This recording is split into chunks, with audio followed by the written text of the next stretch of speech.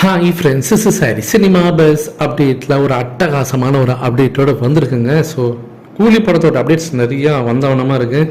Online social மீடியாவில் நிறைய பேர் இதை பற்றி டிஸ்கஸ் பண்ணுறாங்க. ட்ரேட் வாட்டத்தில் இந்த படத்தோட பிஸ்னஸ் பற்றி நம்ம ஆல்ரெடி பேசணும் எந்த அளவுக்கு போயின்னு சொல்லிட்டு கோலிவுட் வாட்டத்தில் இந்த படத்தோட அவுட்புட் எப்படி வரப்போகுது, இந்த படம் வந்து எப்போ ரிலீஸ் ஆக போகுது, அடுத்தடுத்து அதோட அப்டேட்ஸ் என்ன அப்படின்னு சொல்லிட்டு இன்சைட் அந்த ரிப்போர்ட்ஸ்லாம் பார்த்தீங்கன்னாக்கா எப்படியாவது வெளியில் எடுத்து அந்த படத்தை பற்றி ஏதாவது ஒரு நியூஸ் வந்து வெளியில் வந்துடாதா அப்படின்னு சொல்லிட்டு ஃபேன்ஸ் எல்லாருமே எதிர்பார்த்துன நிலையில் இந்த மாதிரியான அப்டேட்ஸ்லாம் வரும்போது நமக்கு வந்து ஒரு குதூகலமாக தான் இருக்குது. அதை பார்க்கும்போது அடுத்த அப்டேட் நம்ம ஏற்கனவே நிறைய பேசிட்டோம். இப்போ அடுத்த ஒரு சூப்பரான அப்டேட், இந்த படத்தில் ரஜினி சாருக்கு ஒரு ஸ்பெஷல் டைட்டில் கார்டு இருக்கும். அவரோட 50 வருஷம் திரையுலக வாழ்க்கையை போற்றக்கூடிய வகையில் ஒரு ஸ்பெஷலாக மென்ஷனிங் பண்ணக்கூடிய ஒரு டைட்டில் கார்டு இருக்கும்னு நம்ம பேசிட்டோம். நார்மலாக இருக்கக்கூடிய அந்த சூப்பர் ஸ்டார் டைட்டில் கார்டு அது வேறு.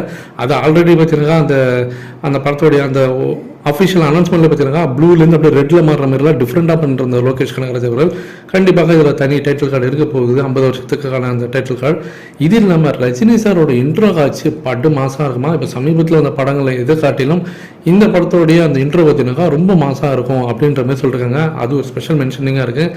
அடுத்தது, இந்த படத்தில் ரஜினி சார் இல்லாமல் சில முக்கியமான கதாபாத்திரங்கள்லாம் இருக்காங்க. சத்யராஜில் ஆரம்பித்து நாகார்ஜுனா, அமீர் கான், இந்த பக்கம் உபேந்திரா அப்படின்னு சொல்லிட்டு ஏகப்பட்ட பேர் இருக்காங்க. இந்த படத்தில் ஒவ்வொரு கேரக்டருக்கும் ஒரு ஸ்பெஷல் இன்ட்ரோ காட்சிகள் இருக்குது. ரஜினி சாருக்கு ஒரு ஸ்பெஷல் அது ஓகே, நம்ம தலைவர் அவருக்கான இன்ட்ரோ காட்சிகள் மாசாக இருக்கும். ஆனால் அதை தாண்டி நாகார்ஜுனா, அமீர் கான், உபேந்திரா இவங்களோட இன்ட்ரோ காட்சிகளுமே அவ்வளோ அற்புதமாக வந்திருக்கு. கிட்டத்தட்ட பார்த்தீங்கன்னா ஒவ்வொருக்கும் ஒவ்வொரு இன்ட்ரோ காட்சி, ஒவ்வொரு கேரக்டருக்கும் ஒவ்வொரு இன்ட்ரோ காட்சி மாதிரி தான் இருக்குது. இந்த படம் பார்க்கும்போது கண்டிப்பாக தாறுமாறாக இருக்க போது தேட்டரில் பார்த்தீங்கன்னா ஒரு கூஸ்பன்ஸ் மூமெண்ட்டாக தான் இருக்குது எல்லாமே அப்படின்ற மாதிரி தான் இப்போ நியூஸ் வந்து இருக்குங்க. நீங்கள் எந்த அளவுக்கு எதிர்பார்க்குறீங்க? கேட்கும் போதே பயங்கரமாக இருக்குது.